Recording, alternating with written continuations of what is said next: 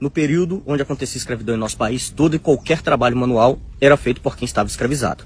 E trabalhos manuais são normalmente denominados com palavras que terminam em sufixo eiro. Faxineiro, cozinheiro, sapateiro, ferreiro, carpinteiro e vários outros. É muito comum a utilização do sufixo eiro de forma pejorativa, diminutiva ou para ofícios manuais. Algumas formas pejorativas. Quem tem moto é motociclista. Está fazendo alguma coisa de errado com essa moto, motoqueiro.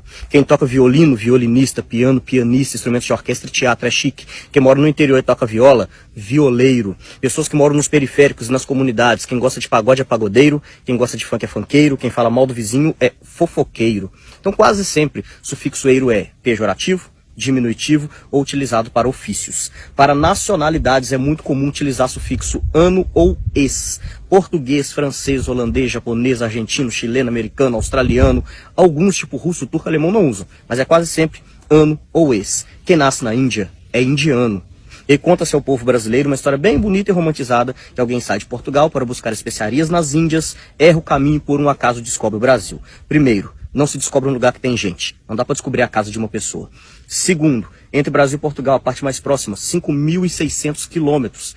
Quem erra 5.600 quilômetros de uma viagem tão importante? Terceiro, em 1494 foi assinado o Tratado de Tordesilhas, dividiram o mundo ao meio. Onde fosse colonizado, metade é de Portugal, outra metade é da Espanha. Se dividiram em 1494, em 1500 sabiam da existência. Vieram tomar posse de uma terra que tinha nome Pindorama, palavra do Tupi-Guarani, que significa terra das palmeiras, palavra essa utilizada dentro dos navegadores, porque Pindorama já era rota de comércio, e era rota de comércio porque tinha gente. Mas nessa história bonitinha de ir para as Índias, chamam as pessoas de Pindorama de índio e indígena. Quem nasce na Índia é indiano, não é índio, muito menos indígena. E no nosso vocabulário, a palavra índio e indígena tem formatos pejorativos, e esses formatos foram utilizados no período de colonizações, mas foram apagando e escondendo isso de nossa história.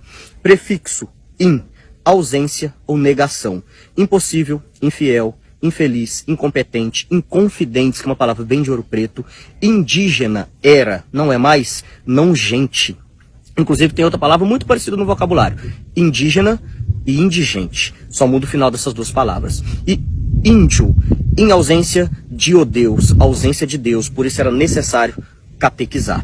Chamar povos originários, assim deveriam ser chamados até hoje, em terras colonizadas, de índio e indígena, além de tirar a identidade desses povos, eximia o colonizador de culpa. Se não é gente, não tem alma, escravizar ou exterminar, não tem problema nenhum. E alguns desses povos que aqui já estavam sabiam como cortar e principalmente extrair pigmentos do pau-brasil. Isso era ofício. Ofício termina em sufixo eiro. Quem fazia esse trabalho era chamado de brasileiro. A única nacionalidade do vocabulário português que termina em sufixo eiro é exatamente a nossa, não tem nenhuma outra. E outras nacionalidades e línguas diferentes não utilizam. O italiano chama o brasileiro de brasiliano, em inglês é Brazilian, em espanhol brasileiro. É só no nosso vocabulário que a nossa nacionalidade termina em sufixo eiro. Poderia ter mudado, ser brasiliano ou brasiliense, mas em uma ordem cronológica, o Brasil foi o quinto local do mundo a ser colonizado por Portugal. Nós éramos a quinta colônia e por isso éramos chamados de quinto dos infernos. Quem sonegava impostos em Portugal era mandado ao Brasil.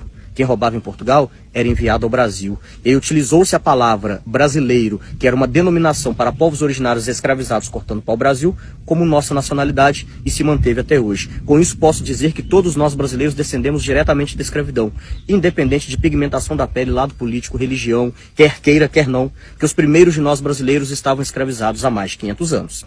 Aprender uma história real, não romantizada, do nosso passado é a forma fácil de compreender o nosso presente. O Brasil é um país de tamanho continental e riquezas imensuráveis e não caminha para frente, que a grande maioria de nós brasileiros não sabe de onde vem.